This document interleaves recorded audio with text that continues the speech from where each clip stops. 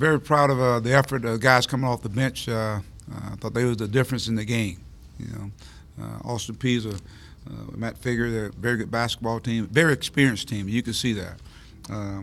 First half, I thought the rhythm of the game was to their favor. I thought they out-hustled us to loose balls. In the second half, we had some guys that came off and gave us some big minutes, and hopefully it's a breakthrough game for guys like Desi.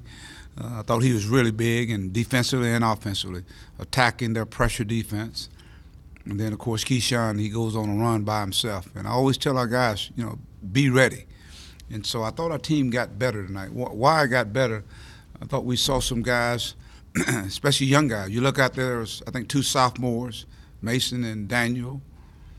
And then you had the freshmen, Desi, Keyshawn, and who was the third one? It was Keyshawn and Reggie Chaney. And I thought they were out there, when the game was on the line. And as it was on the line, they were out there making plays offensively, defensively, sharing the basketball. I thought it got really excited in here. So to me, it's a growth in our basketball team, and that's what's needed. This team here, what you see right now, by late January, it'll be a totally different team. The one thing we got to continue to address is rebounding the basketball. We make teams take difficult shots. We've got to come up with those rebounds. They took a lot of long threes, and they just seemed like they just out-hustle to get to the ball. And so that second, third, and fourth, fifth effort, we've got to get better at that in a hurry, because when you get to conference play, the games are won in the paint. We were able to win in the paint, utilizing Daniel, got their main guy in foul trouble. I thought that was a big difference in the game. But when you talk about efficient minutes, what Keyshawn did tonight was very efficient, and we needed it to happen at a big, at a big time, and he stepped up and made some plays for us. Yeah, Mike, kind of adding on to Keyshawn, he scored 14 points in 9 minutes in the second half. I mean, that's very efficient, like you said. What do you think kind of was the key to him getting going like that, and how big was that when you guys were down by 4? And Keyshawn's, I mean, if you think on the year, Keyshawn's had some, periods where he's played well. Especially defensively. Offensively, I think it's just a matter of before everything kind of clicks for him. But he got the ball in the baseline attack, and I thought that really tied the game up, I think, at 50 off. And then, of course, now our defense is intact. We're rebounding the ball. We're pushing the ball, catching him in the open floor, and he's knocking down shots, making plays, and attacking the basket. I thought he just played with a lot of confidence. It's in him, and we've seen it in practices, so it's good to see it take place in the game.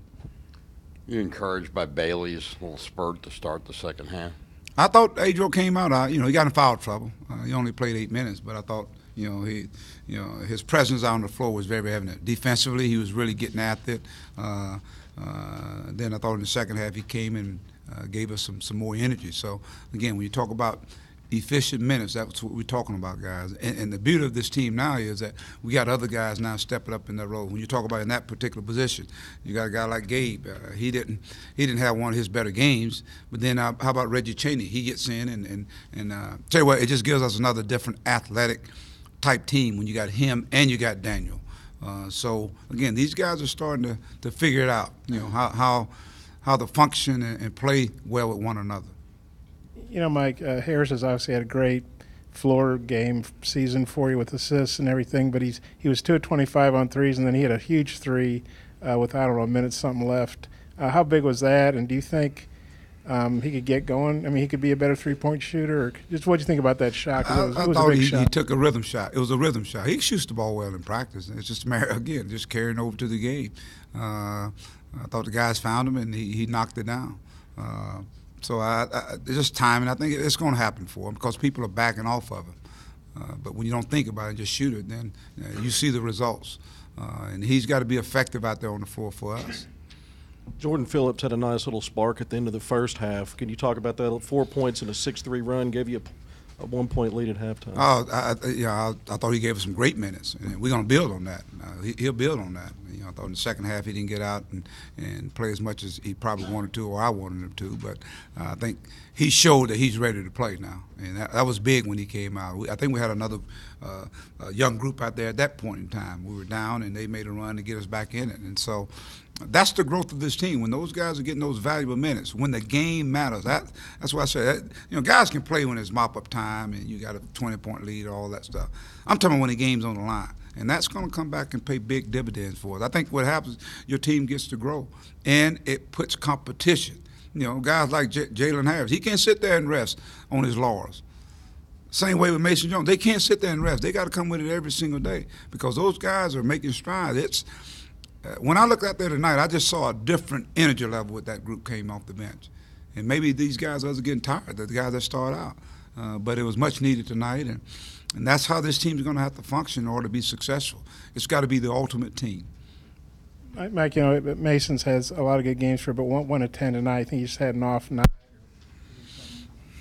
Well, we had other guys going. I mean, he didn't make shots. I thought he took some tough shots.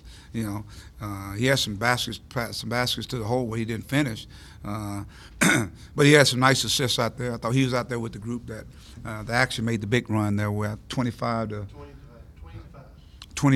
5 run. He was out there, so he's instrumental in doing other things. When you're not shooting the ball well, what are the things that you're doing to help our team? He had 4 assists. He had some nice passes to the baseline. Especially, I remember the one that attacked the baseline and give it to Reggie, and Reggie scoops it to Daniel. That's highlight stuff, and that's what I'm used to seeing with these guys. They share it, they do it in practice, and so it's good to see them come out and showcase it in a game setting. Mike, you called the timeout. I think you were down 4 in the second half. They had just had a fast break. Do you remember what the message was during that timeout? We had to come out and execute and score, and I thought we did. I thought we came out, and I think Daniel got a dunk or something. We got a layup. We had an attack, and I think Daniel got a layup. And then I think it triggered our defense. I thought I picked up our intensity on defense. And then, of course, we went to the matchup, and I thought that stopped them from getting dribble penetration and making them shoot jump shots. They only made 4 threes. And I think even going down the stretch, they were like 4 for 19, 15 or something like that there. So our defense really kicked in. Our guys on a matchup defense cut the penetration out and made them take tough shots. Mike, you outscored him 21 to 5 in turnovers. How big was that? I thought that was big. I thought it was big. We had 14 steals, and a lot of those came in the second half. In the first half, we were really sloppy with the ball again. We had 7 turnovers ourselves, and we ended up with 11 for the game. And I think a couple of them were, one of them I know was a charge, and one was an illegal screen. So we did a much better of taking care of the ball and staying in attack mode. But our pressure defense, I thought, was the difference in the game. I thought it wore them down. I mean, they only shot 35% in the second half. They didn't shoot it well, and they're a much better shooting team from the three-point line. So our defense, again, it has an effect, and I thought it was a big difference in the game. Free throw line, they get to the free throw line. They're a really good free throw shooting team, but they didn't knock them down tonight like they normally do. I'll make this a 2-for-1 if that's okay.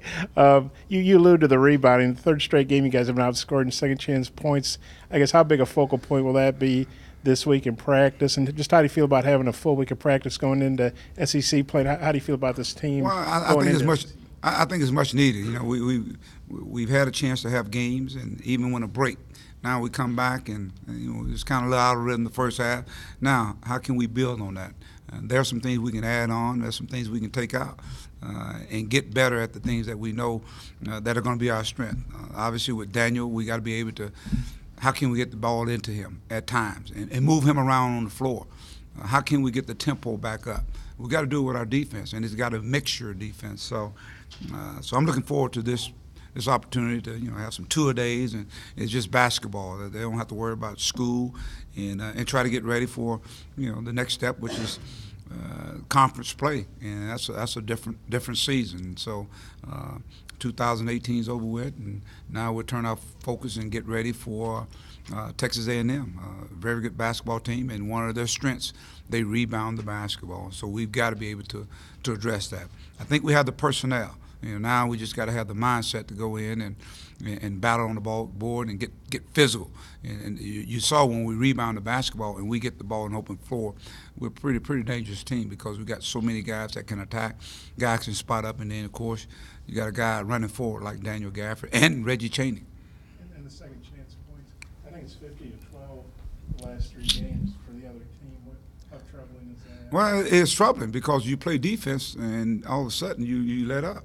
And I thought we did again tonight. We made them take a lot of long threes.